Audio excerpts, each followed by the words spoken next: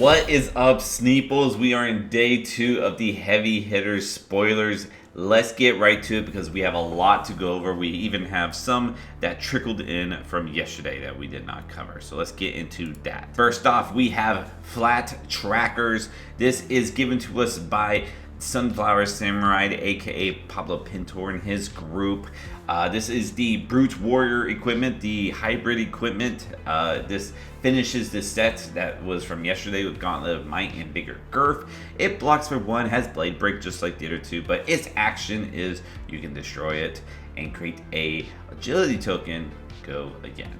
So this one I think is actually going to be used quite often, where the other two, Gauntlet of Might and Vigor Girth, I would say 95% of the time you're blocking with them.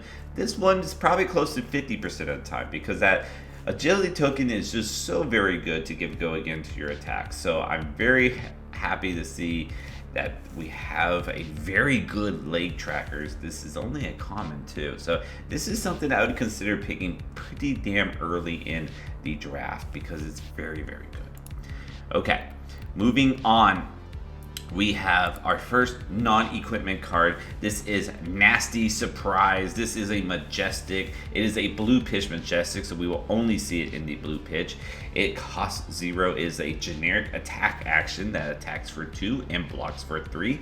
And it reads, whenever an opponent affects, put this card into your graveyard from anywhere, create a agility, might, and vigor token. So you get all 3.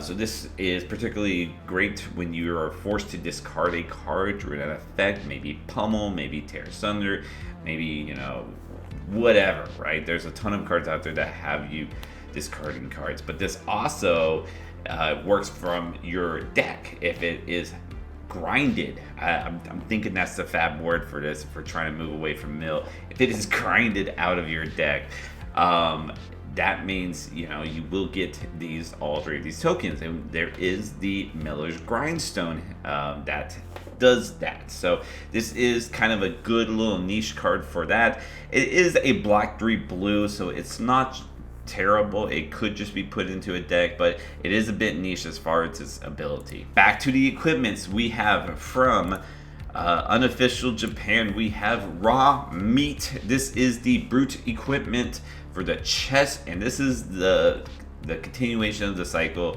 that blocks for 0, but if you control some tokens, it blocks a little bit better, and it has temper. So if you control agility token, if you control might token, that each of those tokens will give this equipment a +1 block. Just like with the other two, I'm not very high on this. This isn't something that I see is going to block efficiently most times. So I'm not very high on this now. Maybe you'll have a token like every turn and then maybe I can reconsider. But as of now, where I'm seeing it, I'm not high on this card. Okay, next up from Card Market, the European TCG website, we have Golden Glare. This is another piece of equipment. This is a rare because it is a Victor specialization.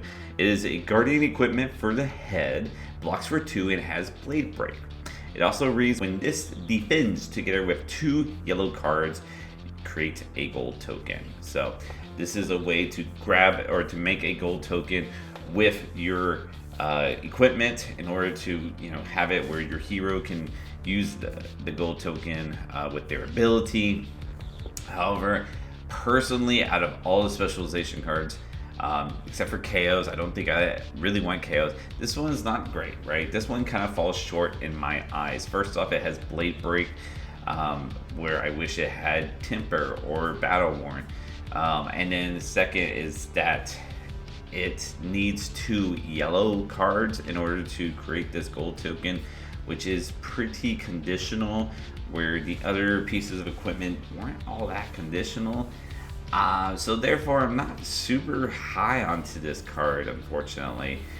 If I'm Victor, I'll grab it in the late rounds of draft. But other than that, I'm just not very big into it. It does block for 2 as Blade Break though, and that's pretty good. That is actually pretty good. Okay, back to the non-equipments from Fab Open Mic. We hit another rap from them. Well, actually, this one wasn't a rap. This one was more just a song. We get a Guardian attack action card. It is a rare, so you should expect this in all 3 colors. This in red will come in for 6 and block for 3. It costs 3. And it says if this has power greater than its base, it gets overpower. So we've seen this before in Guardian cards, something like Dump. There's some of those newer cards from the Brevant deck. So this is kind of a way to just encourage, pumping attacks. There's a lot of auras out there that are coming out in the set that will pump your next attack and your next turn. So this might be something to have in the arsenal for that. But this isn't something that I'm looking, to draft highly. This is a game finisher and a game closer, but something that maybe a 1 of or 2 of. I'm not just gonna oh yeah, that's an automatic pick. Okay, moving on. We have from Stackswell, a good friend of mine, Pound Town. This is a common brute attack action, so you should expect this in all 3 colors. This is in the red version. It comes in for 7, blocks for 3, and costs 3. It has the beat chest mechanic, which means you can discard a card if you want to play this card. It's up to you. And it says when this attacks, if you beaten chest this turn, create a might token. So if you so choose to beat your chest, you will have a might token for the very next turn. Now you're probably only going to beat your chest if you're Reinhardt, because you get the additional effect of intimidating with that. But this is just a 3 for 7, and that's just a solid numbers for a card in itself. And it could be a 3 for 7 that can create a might. It's just kind of average, but we're having fun with the names, that's for sure. Okay, moving on. Next up from the Runaways, the Team Runaways, we have a Warrior attack reactions. And by the way, I am getting stoked for Warriors. I think they're the biggest winners from today. But let's carry on. A Warrior attack reaction in common, so all 3 colors here. Red pitch version says target warrior attack gets +3 if it is defended by attack action card, create an agility token. This card blocks for 2 and costs 1. So let's talk about this. So target warrior is getting the +3 for red, so yellow will be +2, blue is +1. But if it's defended by an attack action card, you get to create an agility token, which means that your Dawnblade, your Merciless Great Axe, your Decimator Battle Axe, or whatever, your weapon, your warrior attack, whatever, agility token has the word go again on it, which means it's very, very good. And it's something that we really, really want as a warrior, or really any class. So the fact that this says do not block from attack action has some give and take vibes, except this is a common and an attack reaction. So yeah, they might have already blocked with an attack action because they didn't see this coming. So it's very cool. I really, really like this card. I think this is an amazing attack reaction. Okay, moving on. From Fresh and Buds, we have Assault and Battery. This is another common. This is a brute attack action. The red pitch comes in for 7, blocks for 3, and costs 3. Has the beat chest mechanic, and says when this attacks, if you beat in chest this turn, create an agility token. Now, where Pound Town gives you a might, this one gives you the agility, which may actually be worth beating your chest in order to have a big turn next turn. So this one could be even played and beat in chest if you're Kaio. But obviously if you're Rhino, you get the additional value of intimidating, which is always very good. And again here, just solid numbers. All right, moving on from the card guys, we get Commanding Performance. This is a Majestic, and it is a warrior action that is a red pitch. So we're only going to see this in the red pitch. It costs 1, it blocks for 3, and it says your next warrior attack this turn gets +3. Until the end of your turn, your warrior attacks, so all attacks, because it's plural, when this is defended by 1 or more attack action cards, destroy a card in the defending hero's arsenal. Go again. So it has go again, has this ability, gives your next warrior attack +3. I mean, like, this card is Majestic because it really truly is a bomb. The fact that it will threaten your opponent's arsenal with however many attacks that you can send at them, and it makes blocking weird. And whenever you're trying to get damage through, making blocking weird, just go talk to any assassin player. It's one of the best feelings. So, command performance, a great warrior card, another win for warriors in my eyes. Just, yeah, awesome, very awesome. All right, moving on.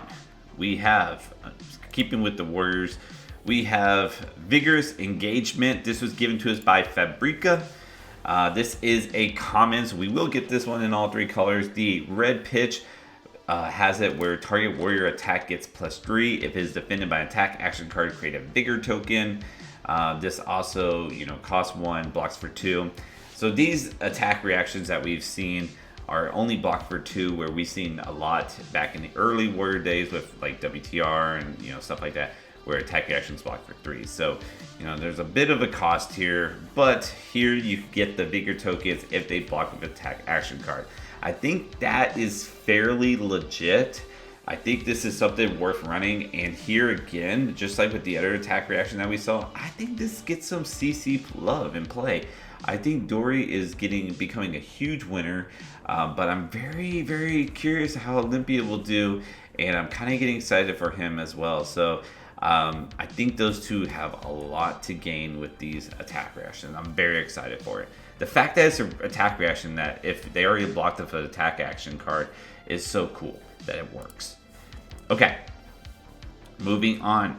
We have a very, very cool card. Very excited for this card from Fresh and Pod, Down But Not Out. Down But Not Out is a rare, so you should expect this at all 3 colors.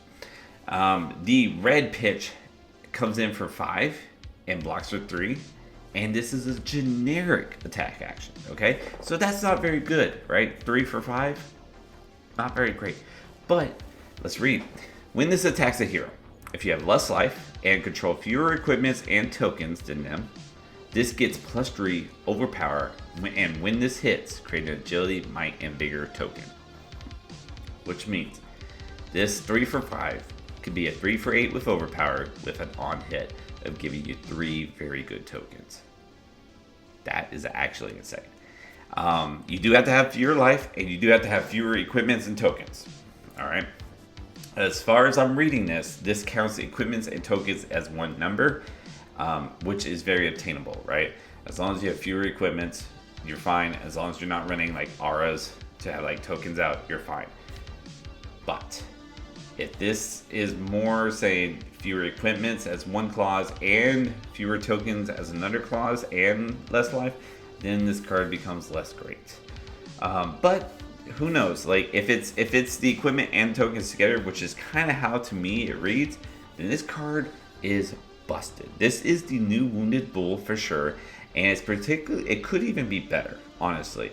So Down But Not Out, a rare, is awesome. And this is a rare that I am picking pretty early on in a draft. I think this is definitely even considering, pack one, pick one sort of picks here. So very, very cool card. The fact that it's generic too is like there's just no way you wouldn't draft this pack one, pick one, or at least in the top 3 picks. This is such a good card. Okay, moving on. From Red Zone Rogue, we have Shift the Tide of Battle. A Majestic, that is a yellow pitch. So we're getting some yellow pitches here. This is a warrior attack reaction that blocks for 3, costs 0, and says target warrior attack with greater power, or with power greater than its base, has go again, or gets go again. The next time an opposing hero is dealt damage this turn, create an agility token. So this is an attack reaction. This is something you can kind of sneak in to get some damage in. This can also give the go again needed for like Dorinthia, or whatever, maybe in Olympia or Kasai. This is a yellow pitch, so it kind of works with her ability since you want to banish from reds and yellows. Yeah, but overall this card kind of says a lot, but to me does a little. I think getting an agility token is very good, but I just think that this is something where it's like, oh, okay, I'll just block the next attack if they didn't block this first attack. So I'm not super big on this card. I probably would expect it to see some sort of play, but in the end, I feel like this won't quite make CC cut or CC list. But in draft, I could see this being pretty damn good. Okay, moving on. From push to point, we get a Guardian Aura. So a Guardian action, that's an Aura. This is a common, so we'll get this in all three. The red pitch version has it where at the start of your turn, destroy this, then your next Guardian attack this turn gets +5, and when this attack hits a hero, you may wager a Vigor token with them. So this is, the red will give +5, yellow +4, blue +3. Blue doesn't seem too bad. It only blocks for 2, however, and it does cost 3 to play, and it does take up your action point. So this is kind of the deal where it's like, playing an Aura means you're kind of sacrificing one turn in order to have a big turn the next. And personally, I'm not about that, but it might be something that Victor Goldmain wouldn't mind doing. So that might be something considered there. And then a Vigor token is just a little extra, I think, really. I'm not huge on this card personally, but yeah, I'm just not that big on it. Okay. Moving on. From Carolina, the cosplayer you might all know, we have a Majestic. This is a yellow pitch Majestic. This is a generic instant. So we get our instances here, and it's called Seduce Secrets. Cost 0, and says, look at the target hero's hand and top card of their deck. If this was played from Arsenal, draw a card. So it replaces itself, which is really nice. Looking at the hand is obviously very good, even on an instant way, just to see like what they're going to attack you with, or if it's on your turn, what they're planning to block you with, or come at you next turn with. This is great intel. This is great information to have in order to play out your turn, as well as looking at the top card of their deck. This is particularly good when you're looking to clash, to see if you have a good chance of winning that clash or not so much. And even if you're not a clashing hero and you play this card, this is still a way to kind of see what is coming. So, Seduce Secrets, a very interesting card. I don't think I'm taking this anytime soon. I might let this wheel if it comes to me. Okay, but yeah, this is kind of okay. It's only really good, I think, if you play it from the arsenal. So I think you try to put this in the arsenal. And luckily, if your arsenal's being threatened, you can just play this out at instant speed. I don't think the CCC played out. Okay, next up, from 3 floating, we have Pay Up. We're keeping with the generics here. This is also Majestic. This is a red pitch Majestic. This is a generic attack action that comes in for 6 and blocks for 3. It's pretty damn good. Those are good numbers. This also costs 3. And it says, if the defending hero controls a gold, then this gains overpower. It also says, when this hits a hero, gain control of a gold token they control. If you don't, deal 1 damage to them. So this is essentially a 3 for 6 with overpower with the on hit of taking the gold. Not so bad, especially if you're going against Victor. Or this is, especially when you consider that Victor's shield is a gold. Or this is a 3 for 7 with if it hits, right? 3 for 6, that could be for 7 if it hits. So it's a pretty interesting card. It's very interesting. I think this could get played for like value type decks. 3 for 7s are played in some decks, kind of like Riptide would sometimes play this, and like Icelander like 3 for 7s, but actually Icelander like 3 for 8. So this card's interesting. I'm not sure what we'll see, but as far as in limited and draft, take it. It's a 3 for 6 that blocks for 3. It's pretty good. Okay, moving on. From Fab Unofficial, we have Prime to Fight. This is a Majestic red pitch Guardian action or attack action that says that blocks for 3 and attacks for 9, and it costs 5. So this has like Spinal Crush numbers. This one reads, if you control a Vigor token this turn, this costs 1 less to play, so it could be a 4 for 9, which is a really good rate. And then it also says, if you control a Might token this turn, this gets +1. So this essentially could be a 4 for 10, which is really good rate. But on its base, it's a 5 for 9 with no on hit. So it's a vanilla Spinal Crush, basically. I don't think this will see constructed play. I think there's other cards out there that could just do it better, or just cost cheaper, that come with 3 for 7s or something.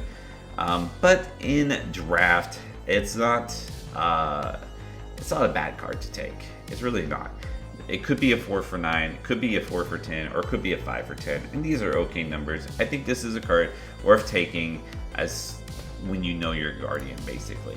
Moving on, from Cardboard Cast, we have Draw Swords. This is another warrior action. This is a common, so we'll expect to see this one in all 3. The red pitch has it where your next warrior attack gets +3.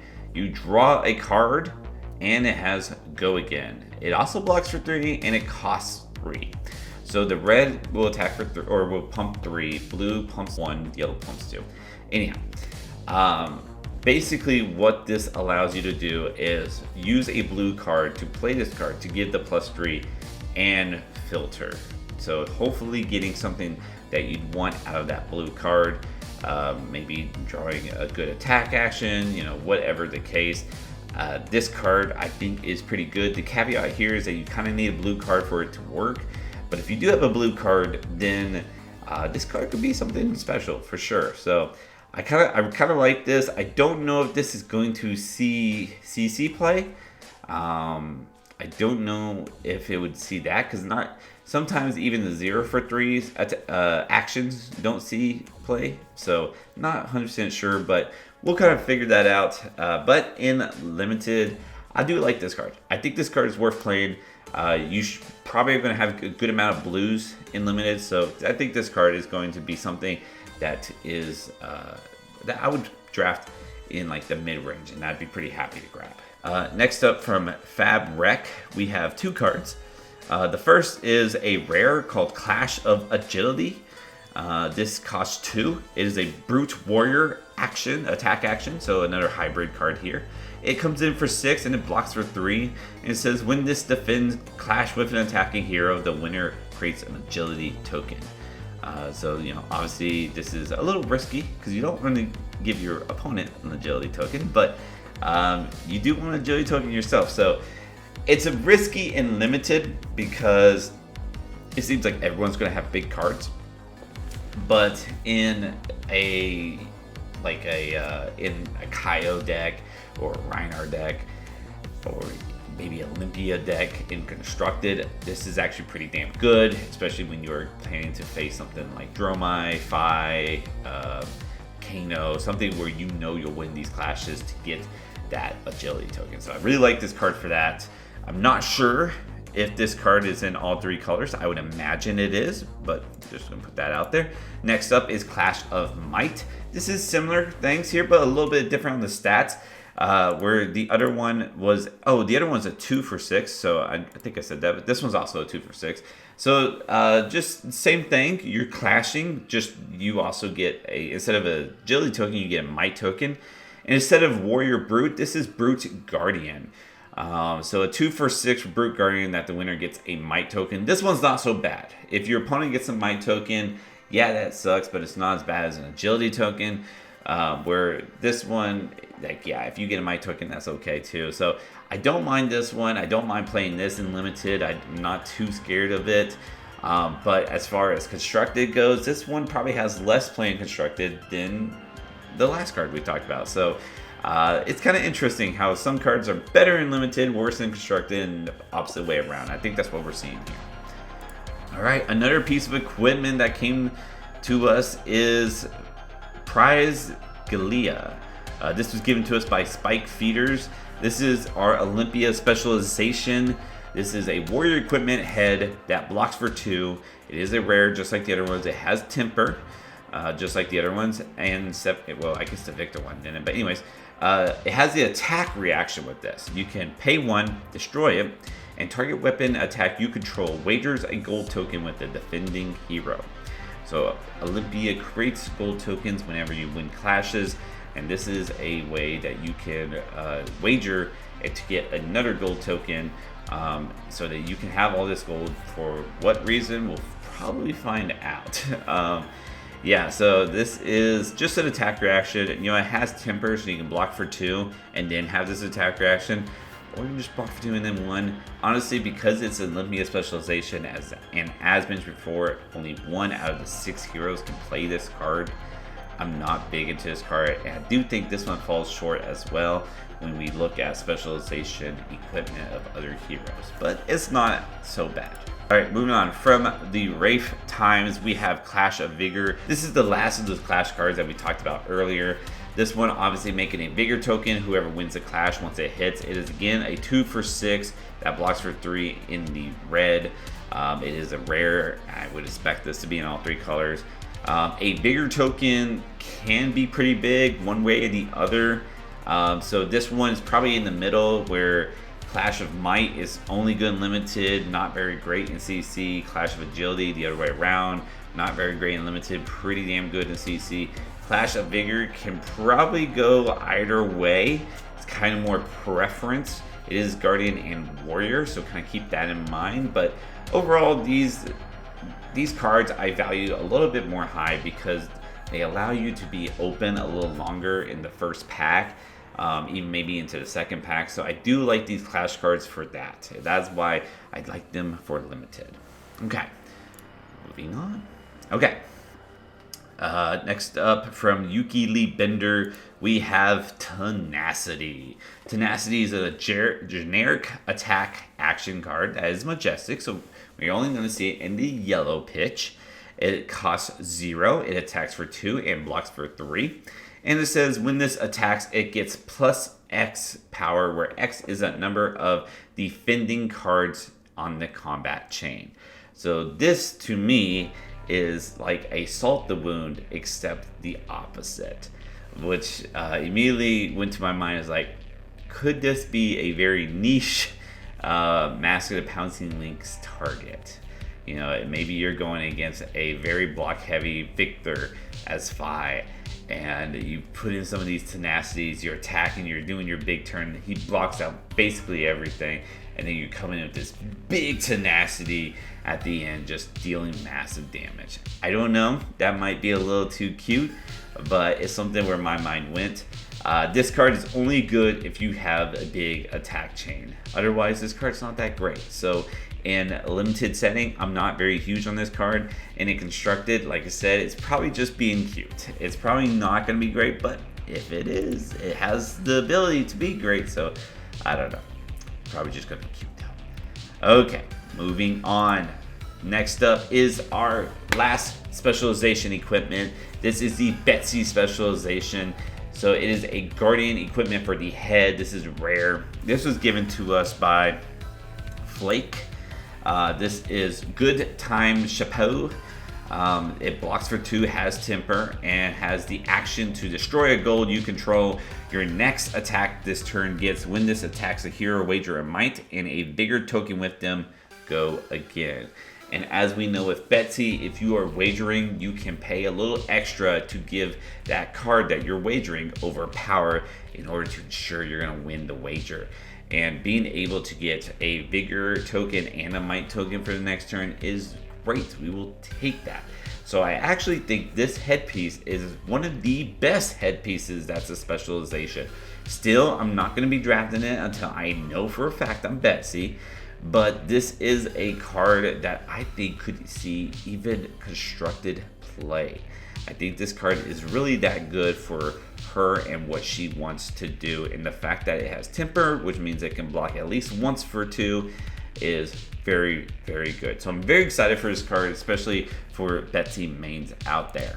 Okay, yeah. All right, so next up we have Trounce. This is a Majestic, so we're only going to see this as a red pitch. This is a Guardian block card that only blocks for 3, which is interesting, but let's read on. When this defends, clash with an attacking hero, put the revealed card on the bottom of this owner's deck, then clash again. Okay, so it has you clash twice. If a hero would win both clashes, they create a gold, might, and Vigor token. I'm not too sure about this card. I'm not very huge on it because you do have to win both. And the fact that your opponent could possibly win both is pretty real in limited because everyone has such big cards. And then in constructed, the fact that it's a block card, so it only blocks, but it only blocks for 3. Maybe Victor. That's the only one I could possibly see playing it right now. So not huge on this card, to be honest with you. Okay, that was given to us by 1-2 Juice. The Armory kit just came out today.